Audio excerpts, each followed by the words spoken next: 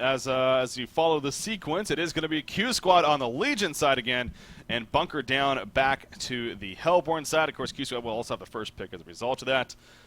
So this is actually, if you when you think about it, in this series, the Hellborne team has won all three games actually. So it goes even more to why Nova picked Hellborne as his side of choice. So that Hellborne advantage, man. Wild Solophilia coming up from Q Squad. Pebbles in Tundra from Bunker down. And yet again, the lock pool flying out here. Aluna the first lock, followed by Moraxis and Magnus. There's Glacius and Voodoo Jester. So very support heavy yet again. Yeah, it's support heavy, and they locked yet again that Magnus. And last time, when they did draft a very aggressive lineup, they had a Magnus and a Luna lock, but obviously Luna was already locked here by QsQ. And I don't think in these last three games that just the access to Congor really gave them the huge edge. It's not like we saw, oh wow, that's unfair. They got that huge access to Congor. They're winning because they're Windborn or whatever. But I definitely agree with you. I still think that Hellborne does have a distinct advantage overall in the game. But nonetheless, lots of supports in this pool. Again, really no suicides right now in the pool. We have one more lot coming out from Bassett's. Yeah. We'll see what it is, using a little bit of extra time here, but it's going to be Tempest. So for the first time this series, possible we could see Tempest in what is game number 4 now. Between one of these two teams, I believe he's just been banned, actually, in the first 3 games. Again, they kind of just all add together, so I kind of don't want to say for sure, but I believe that's been the case. I know for a fact that we haven't seen him yet. Right. That's the one certainty. Juraziah going to be right off the bat, first ban, though, coming out. There's an M4 follow-up. You know, thinking back to last game, do you think maybe Bunker down going with that Moon Queen pick instead of something like your more normal, like a Forsaken Archer perhaps, may have ultimately hurt them, or was it just simply the laning phase and Q Squad is playing great? It didn't matter what here they picked. Moon Queen, Mage Bane, Zephyr. It didn't really matter. What mattered is they were weak in the laning phase. They had to have known going into that, seeing Q Squad's lineup, that they would not win the laning phase. They're just going to have to play a passive. Hopefully that hard carry, whoever it is in the short lane, is going to bounce back eventually. Moon Queen can do that, and you're going to have to set things up in other lanes. And unfortunately, Andromeda didn't roam around early enough. She kind of responded once, like a couple minutes went by, but that was just simply too late. By that time, you already have like level 3 up on the mid player. You already have level 3 up on the short lane, which was a silhouette, or the Pharaoh and the silhouette respectively. Yeah. And you really, to be effective, you have to do it immediately. And even then, trying to gank for, like, say, a Tundra up top on a silhouette is still kind of difficult. It still can be done, though, and I think that was the problem. Yeah, we do see the banning phase again continuing here, though. Juraziah, Nymphora, Plague Rider, Dark Lady, and Polywog Priest. Again, we see the Polywog Priest taking some ban status here since the second game, I believe, both second, third, and now the fourth game. And now Draconis is going to be the final ban coming out from Bunker down. So Silhouette is there. Obviously, she's been a popular hero in the series. We'll see if Q Squad looks to maybe pick her up there. Oh, yeah, Fade was left open. Wow, that's the first time I think Fade has actually been left open. And Nova did not even really think too much about that. He goes with the Fade snap pick. There's Parasite Silhouette. Mage Bane's a hero, by the way, we haven't seen a lot of lately. You're right, yeah. He hasn't been banned a lot, and we just haven't seen him being picked. And people are going away from him. Yeah, they're going away from him. They like the Silhouette because Silhouette has the option. Here's the reason why, I'll tell you. It's because a lot of teams are running Suicide heroes, no doubt. Keeper Forest, Bubbles, Plague Rider, things like that. And a lot of times you want your carry almost 100% of the time in that short lane. Well, Silhouette can be a carry in the short lane, but she can also dominate that lane, which is why a hero like Silhouette is so popular. And a hero like Draconis is so popular because they can still go toe-to-toe against a Suicide solo and still get massive farm and carry the game. Well, Pharaoh and Forsaken Archer are going to be the final follow-up picks here. And the final picks at the regular picking stage. But yeah, Fade the first pick, going into Pharaoh, Forsaken Archer. Definitely the makings of a great team over here. As is on Bunker down, though. They happen to go with Parasite Silhouette, their first two, and then Torturer going to be their final regular pick here. So both teams definitely have some power to their lineups here. We'll see what Q Squad, in fact, not much of a decision there. Apparently Nova wanted to go with Magnus. Moraxis, the quick response by Bunker down, followed by Glacius. And now Q Squad, their final pick. We're flying through this whole thing, and there we go. Aluna is the 5th and final pick. Here we go. Yeah. Teams are decided. It's going to be a clash. I think we're going to have a very entertaining game. This could be the end of the road for Bunker down. Keep that in mind. Yeah. Q Squad is one game away from clinching this, but I expect to see a clash. I expect to see a Parasite, Glacius, Moraxis tri-lane.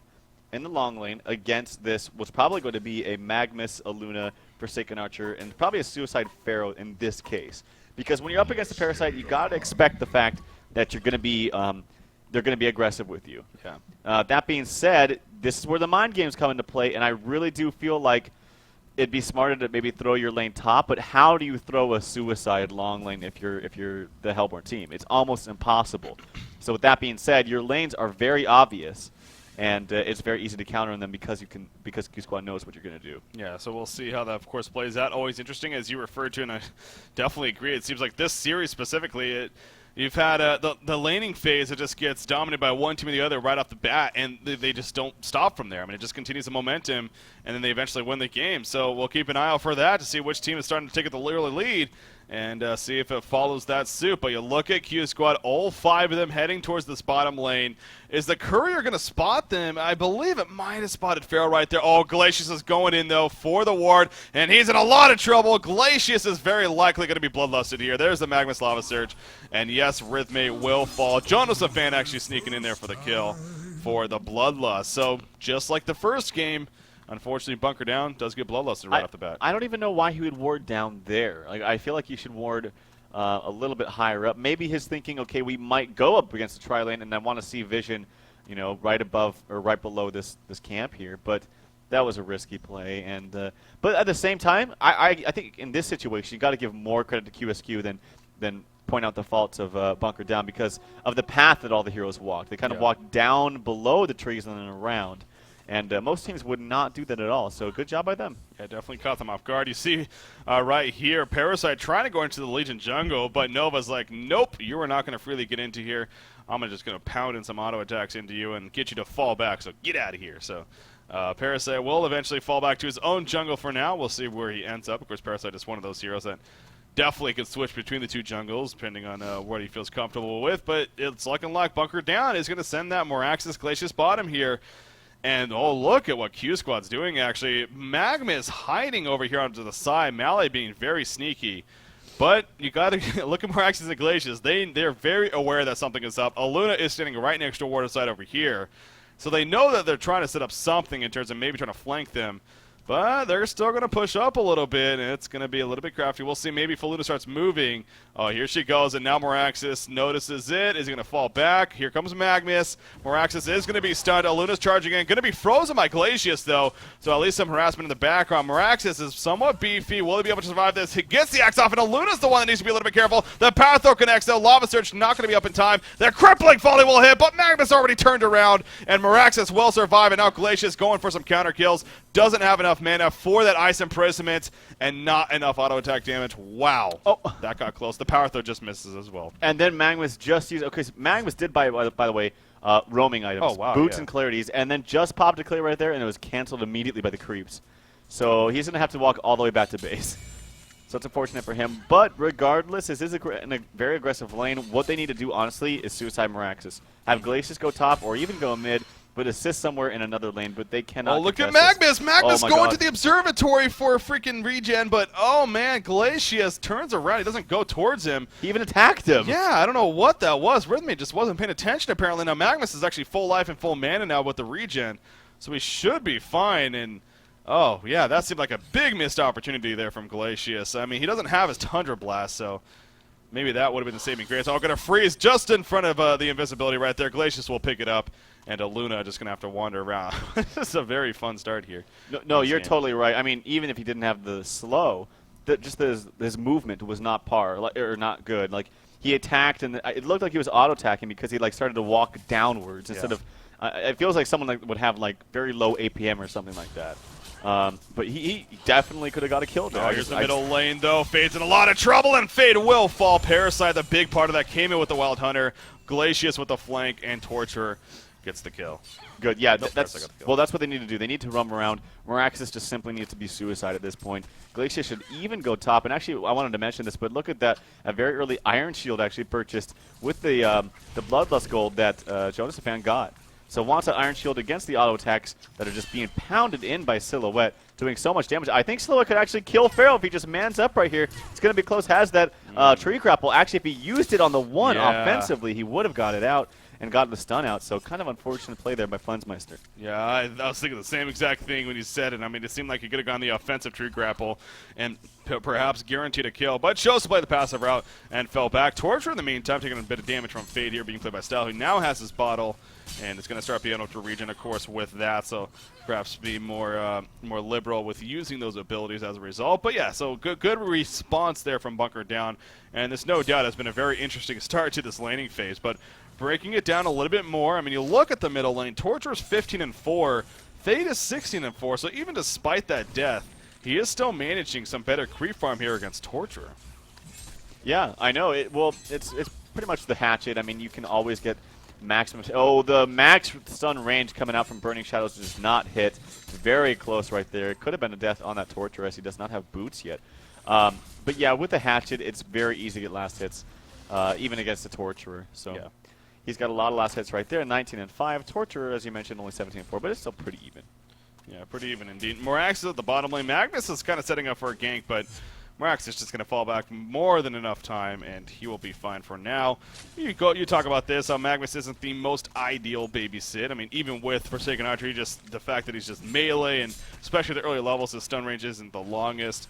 But still, Melee just doing what he can. You mentioned he did go the boots first. Not doing a whole lot of roaming, though, since that early situation. Is more just sitting in the lane here and playing very, very passive. We do see a port in the middle lane, though, coming from Glacius. But this has kind of turned into a 2 versus 2 lane, really. It's a Luna Fade now versus Glacius Torture here.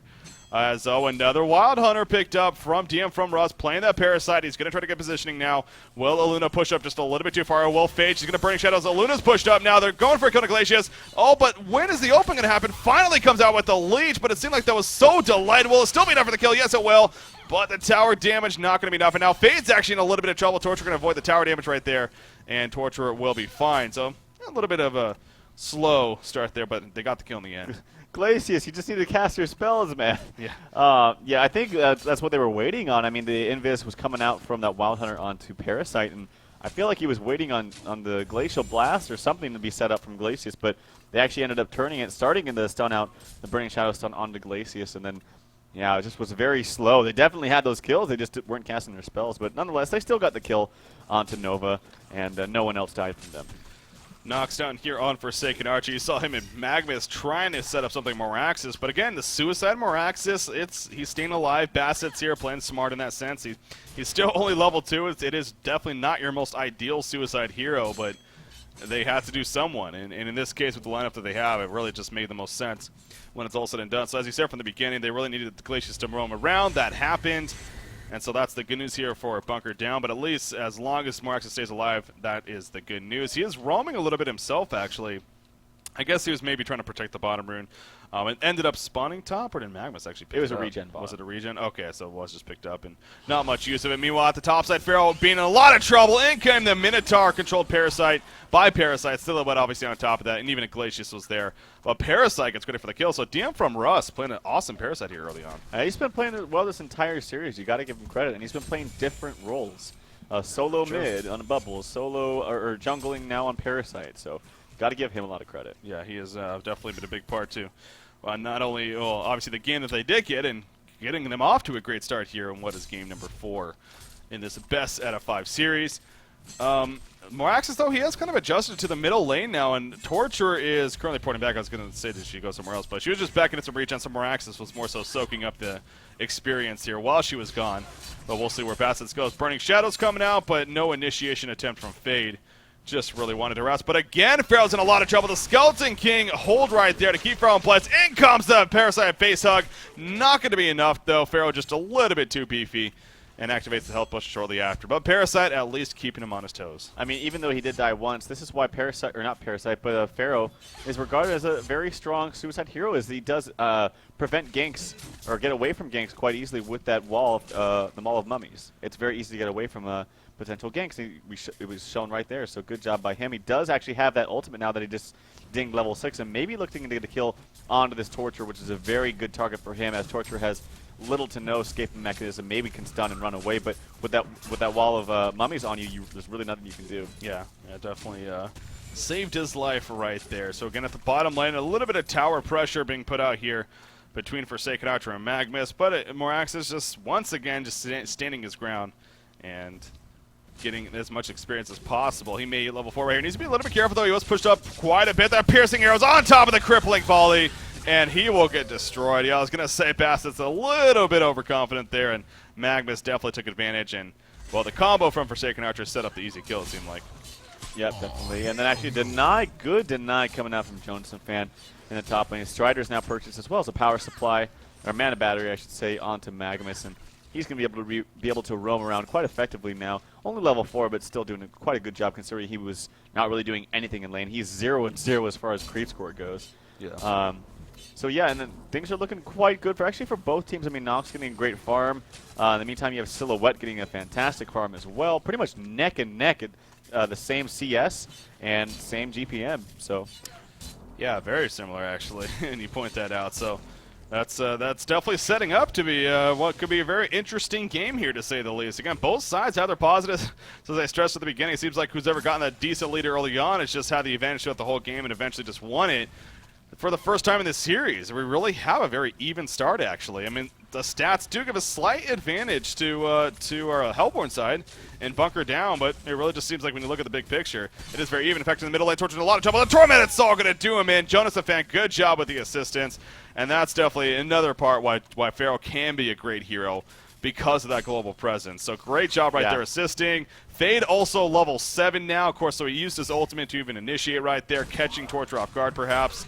So good news for Q Squad. Bottom lane, Magnus is going to be frozen right here. Are we going to see the stop of time? No, we're not. The port's coming in for Parasite. Can he get close enough? Yes, he can with the face suck, the leech on top of that. And down it goes. Oh, if Forsaken Archer had a piercing arrows right there, that would have been beautiful. She did, actually, but she chose not to use it. So, or at least it would have been very, very close. But she had her boots on intellect. Maybe she didn't switch it in time. Anyways, they were fine, so it ends up being a 1-for-0 right there. Now, it does cost 100 mana, and I think he just barely had it. Actually, in the bottom river right here, what's going on here is Fade is actually going to be very low. Parasite's trying to pursue. He has a leech up in 2 seconds, but the bottle charges are regenning him in just a little bit. The axes, unfortunately, are missing. He does fog him, so Fade will be fine. And actually a turnaround attempt now coming out from the Legion side. Catman Champion going to be taken over by Parasite. He's going to run into Fade, use the nuke. Moraxis says, see ya, I am out of here. And Parasite is now in a lot of trouble. Pharaoh even stepping in, trying to block him off. You see him coming out right there, and down goes Parasite. So Moraxis, I guess you can't blame him in the end. That was looking very scary right there with 4 players collapsing. That was probably the smarter choice. But also the bottom tower taken out by Nox. So what was a little bit of an advantage for golden experience for the Hellborne team, all of a sudden a couple minutes later, is now in favor of Q Squad. Yeah, they definitely really need their supports to have a little bit more fun. Mainly, I mean, I'm talking specifically this Glacius. He needs to have boots. He needs to start setting up and maybe just sitting behind people and setting up some counter ganks right now. But it's going to be hard, especially the fact that when you have a support that is going to be so gimped in Glacius, does have 1 counter ward, actually 2 counter wards on him right now, but, you know, it's hard playing a support against a Fade, especially. Now that Fade has those levels, he's level 8, well on his way to level 11. It's hard to ward against him. It costs a lot of money, so the fact that Glacius doesn't have boots now tells me that he's not going to have boots for quite some time. Yeah, top lane Fade with that ultimate. There's the initiator from Jonas Fan. Fade opens up as well, and Silhouette says no chance. In fact, Nova gets credit for the kill right there. Again, global presence, assisting from the middle lane with that ulti power throw, and even happens to snatch up the kill. So, yeah, this is the Legion team is really starting to capitalize on that got-ya potential, and definitely another case of it up there at the top lane. So what you said, it seemed like only a couple of minutes ago, both Forsaken Archer and Silhouette were actually very even amongst each other. Look at it now, 414 gold per minute Forsaken, 328 Silhouette. So Forsaken building quite a bit of a lead there. She's also level 8. Compared to level 10 Silhouette, though. So Silhouette does have the levels advantage, definitely. But the gold is in favor of Forsaken Archer right now. It's in the top lane. Fade running into Parasite, who nearly gets the kill onto Parasite, but he's going to be able to use the leech and get away. And Fade will go back to the lane himself. Yeah, and I didn't see, I think Glacius did TP up there, but that's it. Again, another 135 gold that she really needs towards those boots. Trying to maybe initiate, but there's a stun coming out from Fade who's going to keep Glacius in place. He does not want to initiate on that because he suspects that Parasite's still around. But yeah, they really need to start stacking. They need Glacius to maybe farm a lane just for a little bit so he can at least get those boots, maybe even a couple levels.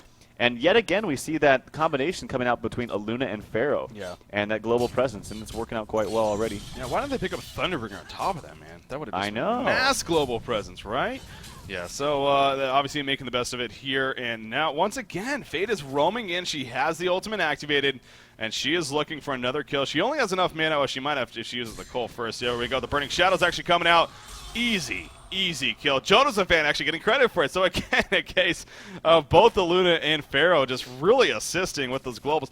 But that also gives you credit to QsQ. The communication has to be so on the point constantly. And it's clearly happening. I mean, these aren't just random guesses coming out. They're not just like randomly throwing it in and hoping that he opens. Obviously, they're talking about it and setting it up.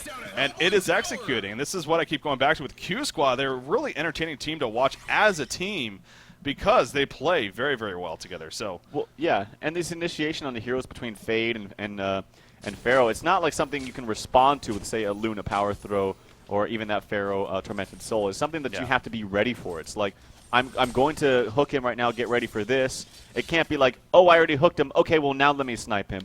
And so, clearly, yeah, I agree with you. The coordination is there. Yeah, it definitely is there.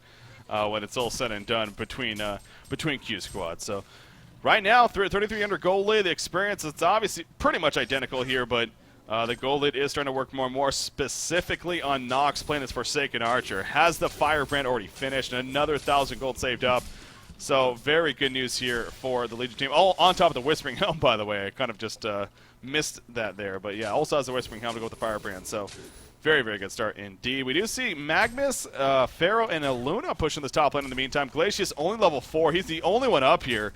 And he needs to be careful that he's not spotted out, because a Power Thrower or Tormented Soul that just randomly snipes up here, I wouldn't be surprised if they do it, but he's in a lot of trouble if they do that. But for now, he's going to be fine. And there we go, as I'm talking about. Is he going to catch him? No, he just misses. Glacius ports out right before. That's exactly what I was referring to, though. Yeah. Barely gets away.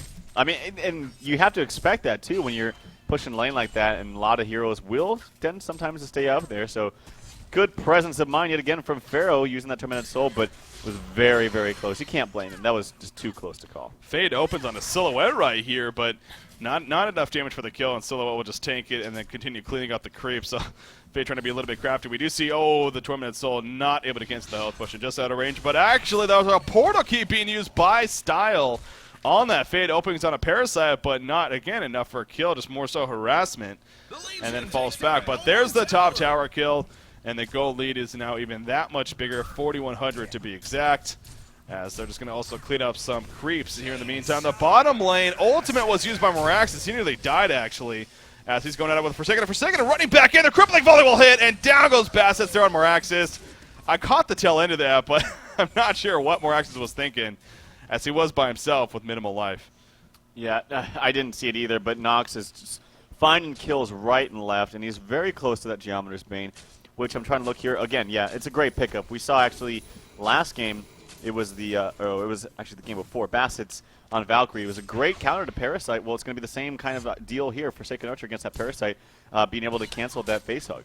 Yeah. And it also gives you a lot of damage, gives you movement speed, gives you attack damage, or attack speed as well. So it's a great overall item, and he's got that at pretty much the 17-minute mark, along with that Whispering Helm, along with his Steam Boots. So yeah, he's having yet again a great game, and you have to attribute both him, because he is stacking the Ancients with that helmet, or the Whispering Helm. The Skeleton King is stacking that for him, as well as the other stacks happening by the other supports on his team.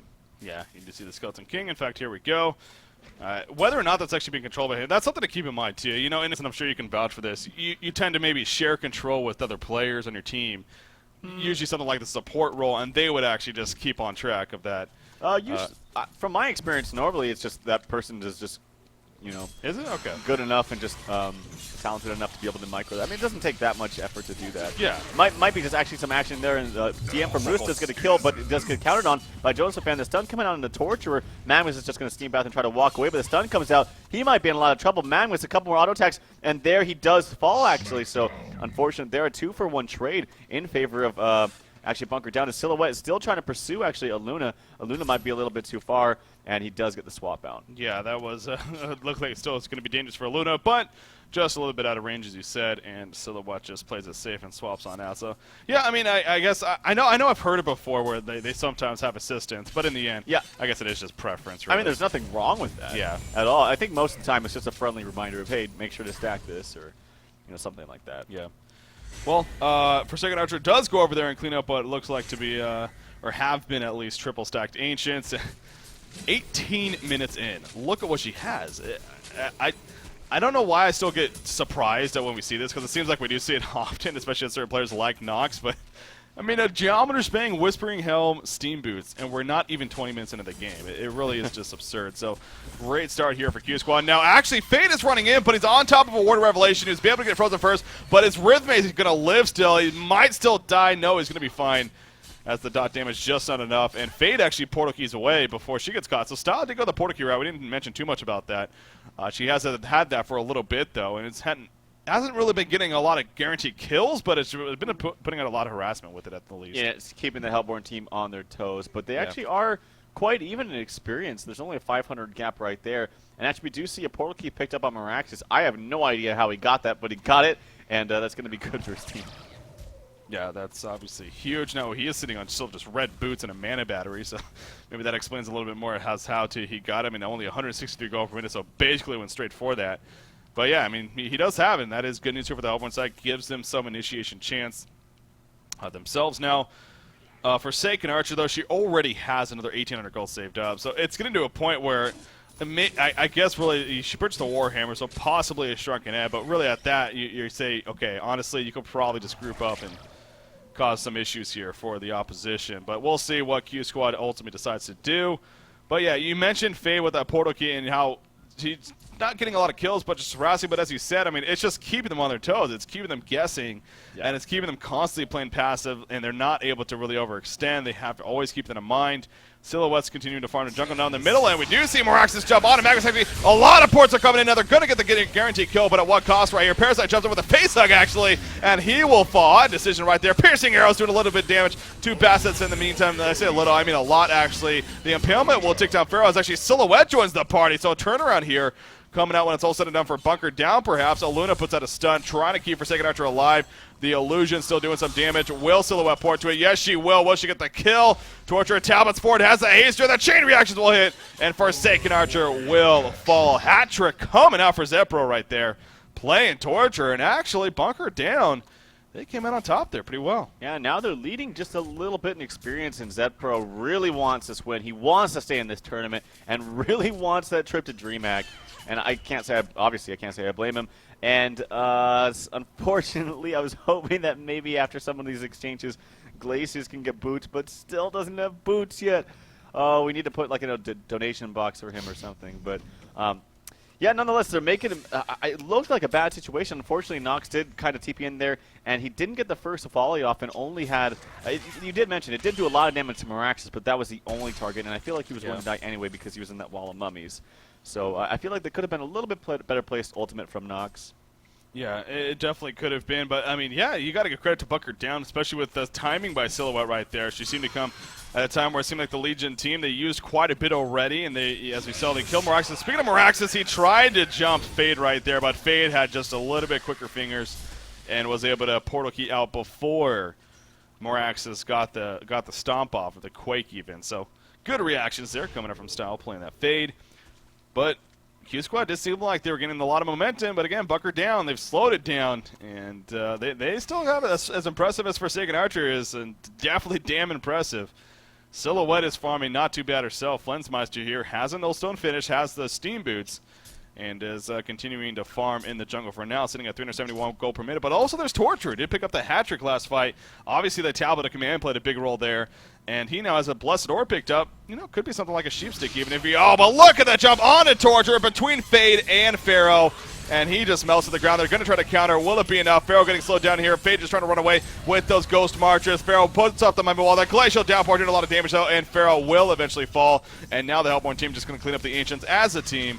Silhouette especially being here. So it ends up being a 1-for-1.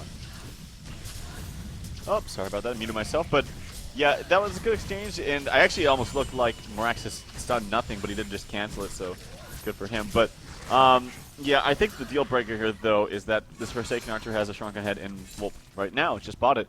And that's going to be really good. I mean, right now, yes, Silhouette is going to be pumping physical damage in the later game, and still kind of does a lot of damage right now, but most of the damage coming out, I'm assuming, is probably from this Torturer doing a lot. And actually, I'm going to pull it up and just see, and it is Torturer, 18%.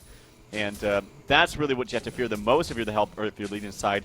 But with a Shrunken Head, it's going to mitigate almost, well, pretty much all of that. Of course, you will have the impalement that does physical damage, but I mean, it's not that much at this point in the game. Yeah, again, I try to make it as Silhouette. She's having a great farm herself, but really, Nox's farm is just completely out of this world right now. 571 gold per minute. We're only 23.5 minutes in. That really is huge. He already has 204 creep kills at 23.5 minutes. Again, just so many impressive numbers coming out from him. But you can't get that many creep kills in the lane. That's impossible! That doesn't make sense. Silhouette, though, fairly impressive himself. Again, 180 creep kills. He's farming 406 now gold per minute. So, really, in the overall stats, it's not like overwhelming as a whole for Q Squad, and that's, if you're bunkered down, you're definitely still in the what is game number 4. Of course, Q Squad is up 2-1 here in this best of 5. Trip to DreamHack Winter 2012 is on the line for these two teams. And bunker down. They are fighting strong here, keeping their hopes alive, that's for sure. Parasite, it looks like, excuse me there, he is working on a codex himself, or maybe it could be something else. They're going to dive here at the bottom lane. They want to go for Forsaken Archer. The face hug, no, it's actually going to take over the Ballista.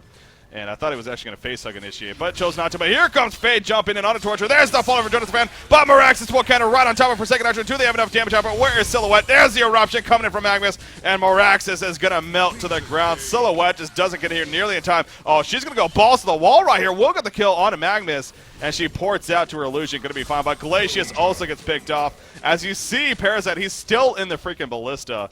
All the way in the background. And, oh, is that the real Silhouette? Yes, it is. No, that's a fake one now. As it's just going to take them away. In the meantime, Parasite does pick off Pharaoh, actually. And Silhouette is coming back in a level 8 Luna. Oh, you are just going to melt Nova. Nova will fall. Bound Eye on top of that. And Parasite will gladly take that. So that finished off fairly well for Bunker Down. Yeah, I mean, they actually lost a considerable amount of their experience. They were up, I think, 2,000 experience and lost. Well, they're down to 400 now, so it's basically even. And the gold lead did shoot up about 2K for QsQ, so regardless of what made it look like happened, they did come out top as far as the numbers goes. But one thing I wanted to point out, too, is I just realized this, but Bassets was playing the Silhouette that first game, and now it's being played by Flensmeister, so they're kind of reversing a little bit of their roles. Well, remember, Flens was also playing Forsaken. Right. That's when they had the 2 carries, so. Right, yeah, I just think it's interesting to note. Yeah. That Bassets was playing at that one game, and he played it quite well, actually, too. Oh, yeah, no, Bassett's, again, he obviously had that slow starting game, number 1, but since then, it's the series. He's actually been playing very, very well. Of course, in that game, too, he was a big part of their success, no doubt. I forget who he was playing, actually, but he played it very well. Valkyrie, that's right. Yeah, of course, that's who it was. Yeah.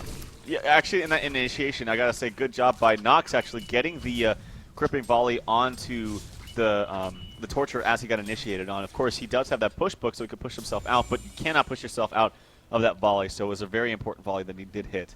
And actually, we do see a Dancing Blade now picked up onto Nox, and oh my god, he's kind of getting out of control now. As we usually see with the Dancing Blade, ever since it became a new item for that Gonjiro, usually we'd see the Assassin Shot first, though, so it's probably going to be a Wingbow here for Forsaken Archer. Look at Glacius, I think it's fine. Meanwhile, in the background, there's a jump on a Miraxis. Fate is also here. Miraxis will be bursted down before he even knows what's coming to him. Jonathan Fan will catch Rhythmane in the meantime, playing that Glacius. Glacius goes down. You see Torture doing what he can in the background, but not nearly enough. Forsaken Archer with that split shot is also deadly, and they continue to pursue. Torture now, a lot of damage coming out. Will barely survive, it looks like, but he took quite a bit. Will Fate dive? He has 2 seconds on the portal key. No, he will not. Style says it's just not worth it. Gets the tower kill, though, and now on their way back to the bottom lane. May just clean up the Ancients. It's only single stack right now. But Shieldbreaker is finished on Silhouette in the meantime. She does have a level 1 Shieldbreaker. And, of course, you have Sweet Pro actually picking up a Mighty Blade to go with that Blessed Orb. So, curious to see what he eventually goes for. But kind of some interesting items, actually, onto the Pharaoh there. There's some maybe initiation coming on bottom. They want to chase them. They want something, but they're just too far away. They're not going to be able to do so. But yeah, Pharaoh has is in the working of an Energizer, which he did complete, But before that went Arcana, and then also as a ring mail, just can't decide what he wants to buy. I want the best of all worlds, so I'll just get all these minor items. And an Iron Shield on top of it. Those are the weirdest items on Pharaoh I've ever seen. He's building up to several different items, and he's just getting the... Did he finish the Energizer, you said? I think he did, yeah. Okay, yeah, because I don't see... Obviously, it's not being delivered yet or anything, so I wonder if maybe he just forgot even, or if it's just sitting in a stash waiting for the right time, but... Or maybe still need at least one more item for it. But anyway, Silhouette is down here at level 17. She's going to notice Pharaoh falls back, and she may look to go in and clean it up. She does have a portal key as well as an ultimate snake bracelet purchased by Nox. So guarantee you he is going for that wing bow. And with a shield breaker pick up, especially on Flensmeister, I mean, not going to be going on Savage Mace anytime soon. So that, of course, makes an item like wing bow that much stronger even. Exactly. Yeah. And just in general, it is just a very, very solid item. I mean, you could honestly still even argue that with a Savage Mace, it's still powerful. So Yeah. Good for the Legion team here. Now, you were asking earlier about the Codex onto Parasite. I Yes. don't think it's a good idea this game. I really don't. I feel like in order to actually get enough damage and get that jump onto Parasite or onto a Forsaken Archer and get that kill, you need a Hellflower. No question about it. They have the blink coming out from Meraxis. They have a blink also on the Silhouette, and they really need to catch Forsaken Archer before she pops that Shrunken Head. If she pops that, you're pretty much done for. So you have to initiate, and the only way you can really guarantee that, in my opinion, and sustain enough damage onto her is with a Hellflower. So I don't really like the Codex pick here. Yeah. Well, that's what he did go, unfortunately. DM from Russ playing that Parasite. He was off to a great start. He actually had a very yeah, effective he's start been here. playing fantastically. But yeah, I could definitely see where you're coming from there with that choice. Now, we'll see, of course, try to keep an eye on whether or not he actually levels it up or if he just goes for another item next. But that's obviously 3,000 gold in total that he invested into at least that level 1 Codex. And that is quite a bit. That could have been used towards something else, perhaps. Glacius, though, has purchased boots. The game is looking much better for Bunker Down all of a sudden. Top tower is pushed down by the Legion side. You see at the bottom lane in the meantime, Silhouette trying to put some pressure. Merax is going to pour it out. He was in an awkward spot in the jungle right there. And Silhouette, she does have her illusion running back, so she's just going to put as much damage into the tower. May, in fact, kill it if they don't react to this quick enough. No, she's not going to be able to. She keeps it out of deny range, actually. And she ports back to her illusion. Or did no, she portal keyed. Okay, I was going to say. She came back in maybe, but yeah, she eventually portal because that's Aluna did get very low right there. But Aluna does survive in the end, and Silhouette will portal out to safety. So Wingbow has been finished on Forsaken Archer, and she's going to take the Ancients of the Hellborne team in the meantime. Wow. Yeah, she is 658 gold per minute. Only 30 minutes in. Again, just impressive stuff by Nox here. Definitely. But more so, they have good items also. Like, say, that support Magmus that's still only 0, 4, and 5. I've seen Magmus's, or Magma, I should say.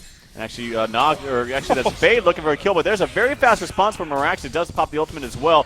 There's actually the tree grapple misses, but it doesn't matter. Too much damage does come out, and Style does get killed, and that's some extra gold for Flensmeister. So signs of hope here for not QsQ, but Bunker Down. And actually, again, they seem to be actually leading and experienced most of the game, but there's just so much farm dumped onto this Forsaken Archer that it's going to be harder to deal with when they actually fight a 5-on-5 fight. Look at that. So the Energizer was finished. He then goes for Barbed Armor. Another solid pickup. But yeah, just kind of fun. It's funny how he's been all over the place. But you're mentioning Magmus or Magmai players, and bringing up a point about them. Yeah, well, I've seen a lot of Magmai get just that are support in particular have the latest of late portal keys, and I'm actually surprised that he had it at the time that he did. So good job, not just to Nox, but to Male and the rest of the crew. Yeah, definitely. Solid for him there. Now, actually, the Tormented Soul did spot out Silhouette right here. She's going really deep here. Just trying to get information, I guess. Maybe go for a kill. She jumps in, actually. And then she quickly pours to her illusion. So, I guess Flensmeister just having fun right there. Really just keeping QsQ guessing on what's going on. But she's back at the bottom lane. And just going to farm it up a little bit. She does have a level 3. No, level 2 shield breaker so far. Level 3 can be purchased. And she might just do that right here and then eventually deliver it. Of course, buyback as well. We're now 32 minutes in, and this is becoming, it could start coming more and more closer to that style of game here. So always want to keep that in mind. Glacius might be in a little bit of trouble if he's not careful. If he's spotted, he's going to be fine, though, as he's running away. You do see Fade. She was jumping in. She knew that Glacius may be nearby, but not able to find him now. Fade does have that Hellflower. Yeah, that's even more bursty from him. Here goes Congor, though. QsQ being the Legion team. They're going to go for Congor. There is a ward of sight right here by Rhythme, though. So Hellborne team definitely knows this is happening. In fact, a Wild Hunter from Parasite going in. Do they have a bound eye? He needs to be very careful of that. I'm surprised he was so risky right there. Not only that, but with Revelations. But he wasn't spotted. He's going to be fine for now. But we'll see if this Congor attempt actually comes through.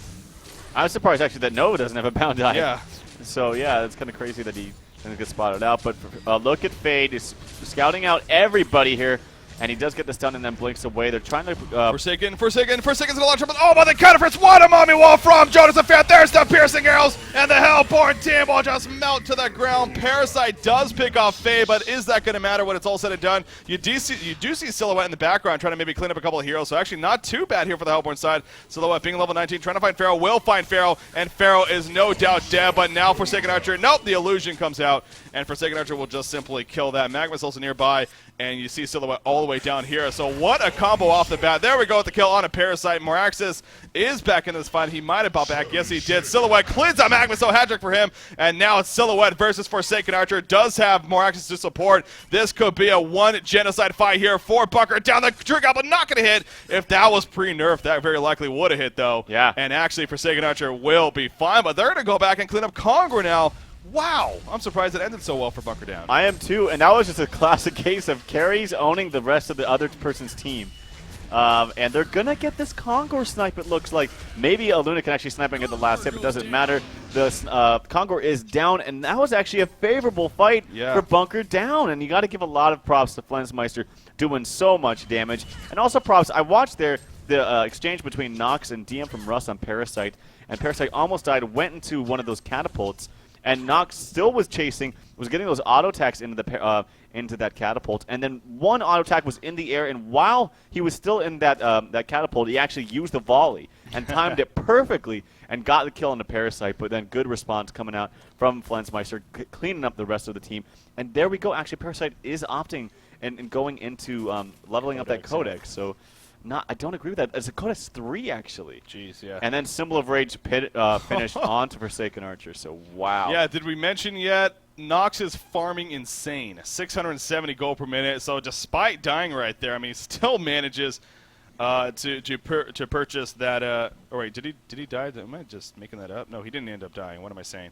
Anyways, he has the Symbol of Rage now, and now he's back up base, currently regenerating, but yeah, he is just absolutely absurd. But what a start for QsQ. I mean, that you couldn't have asked for much better. I mean, Pharaoh caught 3 heroes in a mummy wall. The piercing arrows were perfect placement, and they just dropped off the bat. So it seemed like, again, that QsQ was just going to annihilate that fight and then pick up Congor, but Flensmeister said, nope, that ain't happening. He just cleaned up the crew in the background, and then eventually, and the buyout from Moraxis is obviously huge as well, of course, coming out from Bassett's there. So yeah, that was big. And we definitely have a game here. And what is game number 4? QsQ trying to finish up the series and earn their trip to DreamHack, but Bunker Down, they say not so fast. They're going to go ahead and hold their own and try to force, of course, that 5th and what would be a final game here. So back to farming we go. I mean, you keep looking back at Parasite. He does have the level 3 Codex. He also has another bound die. Going to go for a gank up here. And does he have enough damage with that level 3 Parasite? Yep, he does. Oh my god. Level 3 Codex. Definitely coming into play up there against the Killing of Fade. Well, what do you know? Something I say that I don't like, and then they prove me wrong right away. Shut up. I mean, it does do a lot of damage, don't get me wrong. I mean, Fade only has 1,100 HP at 36 minutes in the game. And usually it should be the other way around. It should be Fade, the one the ganking. But with that bound die, and actually levels it up yet again. So, I mean, when you've invested this much, you might as well level up to level 5. It would be silly to stop halfway. But getting a gank on Fade, it still gives a little bit of free and breather time to Flensmeister playing that Silhouette. But it's just crazy. I still can't believe how fast Nox is farming. I really can't. Yeah. And now, if Flensmeister, though, is able to pick up a Savage Mace, that could be the key into taking these fights and actually winning them fully and getting that kill on Forsaken Archer. Well, yeah, I mean, he has 4,600 gold saved up right now, so on his way to very likely what could be a Savage Mace. Not only just so much damage output, but I know that wing ball, though, it's not a reason to just absolutely not get a wing ball, as we talked about earlier, but still, it's very helpful against it. Now, Silhouette, that is an illusion down here, so obviously the Legion team will realize that quickly, and they're going to go ahead and let it be, and they just quickly drop it and then continue pushing out the bottom lane. But yeah, going back to that codex, I mean, there's several things I want to bring up. I mean, the first one, you said it earlier even too, but 7,000 gold that you're investing into this level 5 codex when you think about it. I mean, that's what it is. 7,000 total gold, 3,000 for the initial, and then 4,000 in total for the 4 upgrades after that. So that's a lot of money. That's a lot of money that could go towards it. In this case, you can look at it for 4,000 gold, of course, after the first purchase, but still a lot of money right there. But oh yeah, choosing to go level 5 codex, and we'll see if he makes the best of it. But the other point I wanted to make is we've brought this up several times before in Honcast, but again, it's just a case of it's more than just damage. It's less mana cost, it's more range, and it's less cooldown. Right. Those are big factors. So it is more than just simply damage output, and you can look at it from that point of view as well. We do see Parasite on that Wild Hunter kind of scouting things. He finds Fate again, and there you go. The level 4 Codex just bursts him down like he was nothing. That Bound Eye is huge because Fate was actually invisible right there. He didn't care. Yeah, Bound Eye is, you have to get it. That's one of those things. You have to get it against the Fate at this stage of the game. And good job from him. Now if he's able to couple this level 5 Codex, does he have level 5 or is it still only level 4? Let me just double check. It is level 4, but if he's able to actually get a portal key, it's just going to help him even more. And I feel like in actual team fights, I mean, it's great that he's picking off Fade. It's giving a lot of momentum to Bunker down. Look at the lead they have now in experience. 9,300 gold, 9,300 lead. Gold is identical, by the way.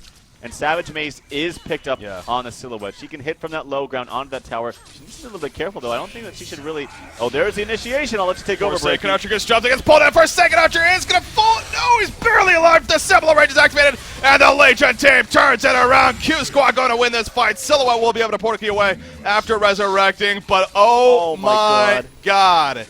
That goes to show you right there just how close it could be. Literally, like under 100 life. I mean, that had to be... One more attack would have done it, and she pops the Symbol of Rage and goes back to full. They just needed a little bit more focus fire, and that would have been a huge team fight for them. That being said, Forsaken Archer no doubt had buyout, but already popped the Geometers, already popped the Shrunken Head. Oh, that would have been fantastic for them, and now they have to fight on the back foot. Meraxis does have yet again another buyout, but I don't think he wants to spend that gold right now. He really doesn't have any items right now. And now they're going to have to defend this tower. No, again, it just really goes to show you how things can just change in just literally the snap of a finger. I mean, that right there was huge. Oh, he's going to catch Glacius. Glacius is playing living life on the edge right there by himself. That was just silly.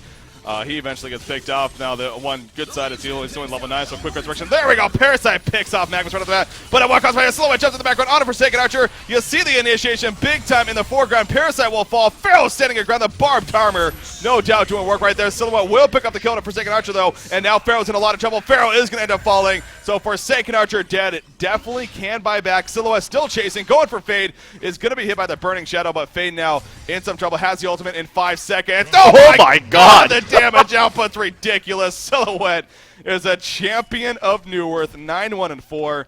Forsaken Archer not going to buy back just yet until she absolutely needs to. And the item build is working out wonders for Flensmeister right now, like you saw right there, dishing out so much damage. And he's able to stand toe-to-toe with this Forsaken Archer now. She does have a lot of gold pulled up, but I think she's going to have to switch out her build. I really do. I know that Symbol of Rage is very strong. She does have one more item available, so she's going to have to save about, I don't know, 9k gold or 8k gold, so somewhere around there until she wants to, whatever she decides to buy, to get an item and then save for that buyout as well, to be safe. Yeah. Man, I mean, again, the first 2 series here for these grand finals for the Destination DreamHack, it's great. Big congratulations, obviously, to the teams that won them, but they were, unfortunately for our sake, 3-0 sweeps. And, as a spectator, you just hope for a little bit more. Boy, is this series definitely making up for it almost in a sense. I mean, here we are in only game number 4. Well, Bunker down, it looked like QsQ may have been looking to finish the series 3-1, but Bunker down, I'm going to say it again, has been bunkering down. And they are looking like a team that's doing everything they can to force that 5th and final game. You said that they definitely want to go to DreamHack, and they're going to give it their all. Silhouette has finished a Shrunken Head now, using all her money to do so, but she does have a Shrunken Head on top of that. Forsaken Archer just purchased, what did he purchase? A Slayer. So yeah, Savage Mace. Excuse me, they're going to be the works for Forsaken Archer. So these carries are definitely trying their best to carry their team. Nox has continued to just impress and farm this whole game, but you got to look at Flensmeister now, well, especially. I mean, he is all the way up to 565 gold per minute. he's been level 25. I think he was the first one at level 25. And has been just doing his part in terms of keeping Bunker down in this game and even then giving a solid hope here on top of that. But you look at Q Squad, they're going to push up a little bit, but they're going to fall back. This game's going to get interesting now. Well, towards the end there, too, that was a very fantastic initiation by Miraxis. Good AoE stun right there, setting up that kill onto Nox for Forsaken Archer. And also, of course, the Parasite doing so much damage, but here we go. They drop Pharaoh. Will connect. Is that going to be in the big time? He uses the barbed armor. Forsaken Archer in the foreground in the meantime. There was a pick right away on a Fade in the background. Pharaoh is dropping, but the barbed armor doing a lot of damage, no doubt. He will eventually fall back. You see Magmus trying to run away from more access. The double damage Forsaken Archer pounding in, though. The crippling volley just going to miss. In the meantime, Silhouette picks off Aluna, but at what cost right here? Flensmeister, no, he ports out at the last second before he drops with a double damage Forsaken Archer. That was close, but Flensmeister will survive. So, Bunker down again. They hold off this push, and they're going to force Q Squad to fall back, it looks like. Yeah, I got to say, the barbed armor pickup on Pharaoh just saved them from getting completely annihilated because Silhouette actually very smart job by him, or good job by him too, being very smart. The hook was onto them, and then he was bursting so much damage into this Pharaoh, but he was killing himself at such a fast rate. And he actually had to use the tree grapple to get out and just kind of sat there because he couldn't do anything. He couldn't attack him or else he'd kill himself. So that barbed armor pickup was doing work for Q Squad. But still, seems like Bunker Down's coming out in these fights, and they're at a massive, actually, experience lead, 12,000 experience. Yeah, it is adding more and more up. I mean, again, it does get to a point with the experience. Obviously, when you hit level 25, you stop getting experience, so you got to look at that as well. But both teams do have that level 25 already, obviously, and they've had for a little bit even. I mean, Forsaken Archer and Silhouette have been 25 for at least 5 minutes, if not longer now, it seems like. So, but the gold is going to continue to be farmed. I mean, this is definitely turning out to be a game where it's, something epic is going to happen to finish this off. Whether it's a base race, whether it's a Doombringer purchase, you're just feeling like this is just not one of those kind of games. So, Forsaken Archer, though, 1,700 gold saved up. Everyone in the Legion team has buybacks. They're going to jump Torture right here in the middle lane, and Torture activates his Shrunken Head. It's going to be enough. Yes, it looks like he's just out of range. And actually, Silhouette jumps in. Oh, very risky move by Flensmeister, trying to pick up a kill, but at what cost? Will port out before she eventually falls, going back to the illusion. So a little bit of sloppy play there, but as I like to say, no harm, no foul, really. Well, she's got to be careful now. I don't think she's going to have buyout after she dies. It's going to be really close. I don't think she hasn't bought out yet, of course, but who, Forsaken? No, Silhouette. Oh, both of them really. And she just used her Shrunken Head. Yeah. So she's got to be very careful in this team fight. If anything, if she knows she's going to die, she should probably sell her Portal Key. Oh, we do see the jumper right there from Miraxis on it. Forsaken Archer, they're going for the quick burst, and Forsaken Archer just absolutely melts to the ground. The eruption from Magmus, very well placed, but not nearly enough. Fails dropping despite that barbed armor. A lot of return damage, but he will die when it's all said and done, and that's exactly what the Hellborne team was looking for. Forsaken Archer cannot buy back. Miraxis gets caught right here, but Silhouette jumps in. 3 shots fade right there. Aluna's trying to run. He says, nope, you ain't going nowhere, Nova. Hat trick coming up for Flensmeister, and again, Forsaken Archer cannot buy back. A genocide for Bunker Down. How are they going to capitalize with this? Will they go for Congor? Will they push a lane? They're not doing either one, apparently, right now, at least just yet. No, and they're winning these team fights, and it's giving more items to the rest of their team, too. And that's really the reason why they have this massive experience lead, too. And now they have the gold lead, is that more people on their team, are doing more for them. Right now, it's pretty much all the eggs are in the basket of Forsaken Archer. Yes, Pharaoh is actually doing quite a lot for them, too. Faye did a lot in the early to mid-game stages, but right now is kind of losing his pizzazz. And with the level 5 Codex up onto Parasite, he's able to pretty much initiate onto either Fade, Fade, Magmus, or Aluna, really, and snipe him down immediately. It seems like he's just been doing it to Fade. I think Fade has been just so minimal use because it seems like every beginning of the fight, obviously that one, not that fight, but he just bursts her down right away. So, but there we go. Congor goes down. Silhouette says, I don't need a token of life. You go ahead and pick it up, Torture. Do you like that decision? That is a little bit interesting, actually. Yeah, I don't know. Let's see here. Forsaken Archer having that the Savage Mace. It's going to be good. He has no buyout right now. If they notice that, they can capitalize.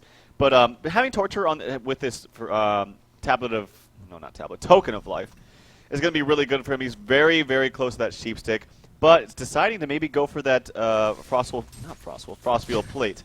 I'm screwing up all these names, just mixing them up with the wrong game. But I still think he really needs that sheep stick. I still think that having that jump on a Forsaken Archer right there is the smartest thing. Killing him, you can really destroy the rest of your team if you get rid of Forsaken Archer first.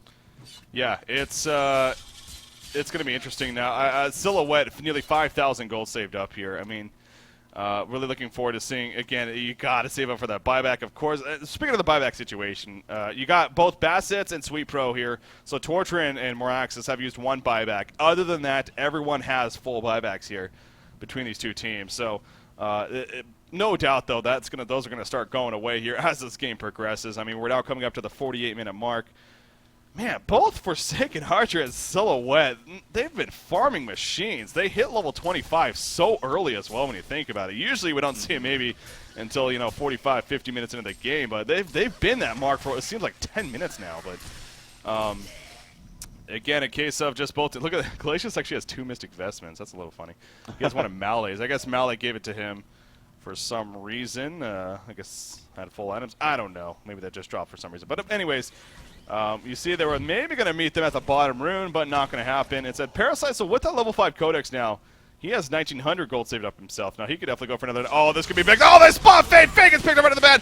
Oh my god, everything was used by Q Squad right there. This is huge by Bunker down. They have a big chance now to maybe make some initiation happen. Oh, Moraxis, can he jump? Can he jump? Can he get close enough? He wants to, but he's not going to be able to get in range. Oh, he misses the axe. A great sidestep by Nox right there, and he will survive. But so much was used right there. The Wrath of the Pharaoh missing, the piercing arrows doing practically nothing.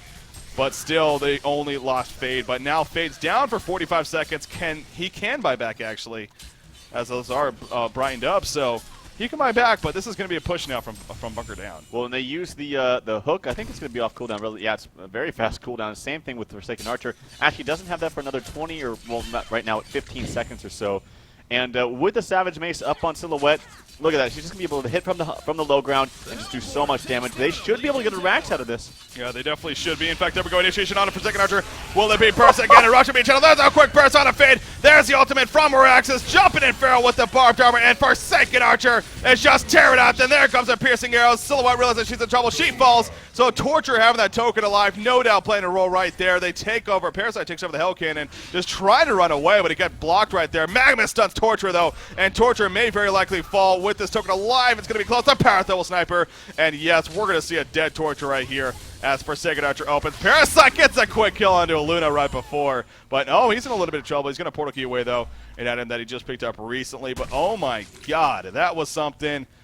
You saw the quick pit again onto Fade by Parasite, but Pharaoh got the initiation, got the barbed armor up, and Forsaken Archer was able to sit in the background. Yeah, definitely. I mean, the barbed armor is playing a huge role, as I mentioned before. And just the mummy walls is being well placed as well with that hook.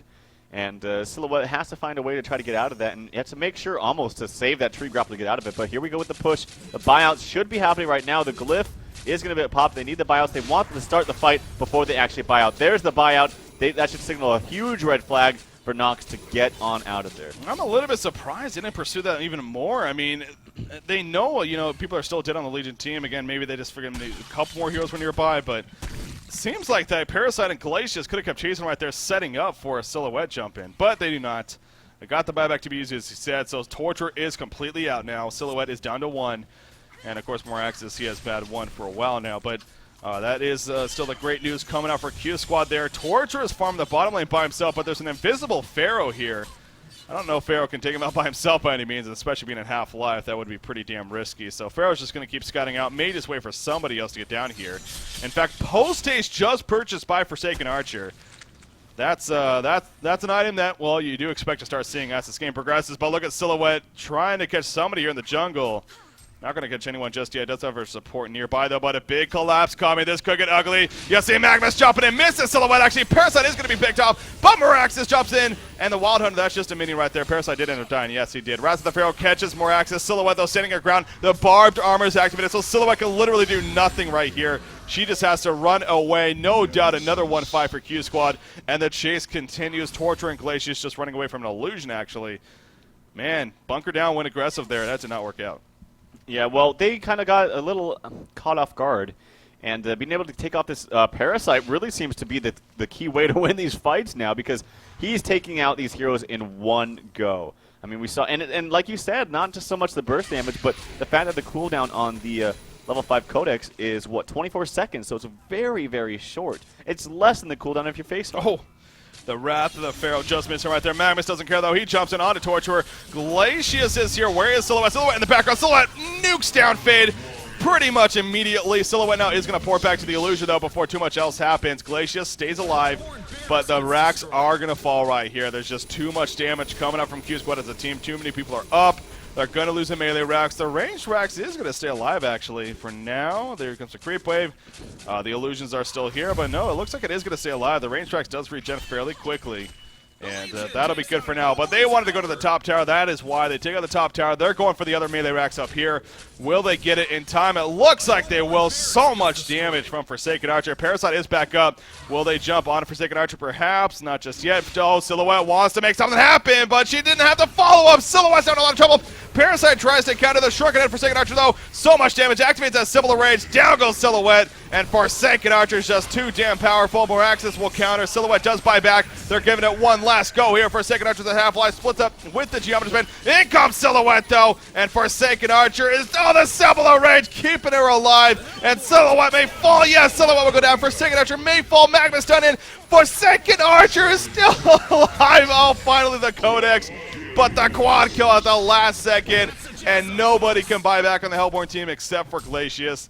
That could have been the game right there. It could have been double buybacks used from Flensmeister. He's totally out. You got to look at the stem or the root of the problem, or what happened, why were they able to do that? And it simply was because Torturer got caught out, has no buyouts. He needed to sit way further behind when he initially got caught there in the mid lane. And that was the key. I mean, you could point like, what are you doing, Flensmeister? Like, don't die and buy out, die again. And yet again, we see, unfortunately, Zepro is going to fall here. That's going to be another set of racks, and that's GG's. And there is the game. We have the final team from NAEU being chosen right now. It will be QsQ. They will join the rest at DreamHack Winter 2012. Oh, and I'm sure they are excited, as they should be. What a game, though, to send them there. Game number 4 against Bunker Down here in a best-of-5 series. Bunker Down, man, they had chances there several times to force that 5th and final game, but QsQ perseveres here, and what no doubt was an epic game. It ended up being about 55 minutes in total, it looks like, and they come through with the victory. QsQ, they are going to DreamHack Winter. I know, big congratulations to them and to Nova, and it's going to be interesting to see, you know, how he takes it and how he performs now. Of course, he did have great success on Fnatic and MSI when he played there, but now he will be playing under a different team, under his new team, QsQ, and it's going to be a lot of fun to watch them and follow them on their journey to DreamHack. Yeah, that is going to be interesting. I mean, you bring up a good point, obviously, with him formerly being of the Fnatic crew, the Fnatic crew that won 4 DreamHacks in a row. Yeah. There's not going to be a returning champion this time. They're not coming back to DreamHack. There will be a new champion crowned at DreamHack Winter 2012. That is the only guarantee I'll make because, well, it is true. So, yeah,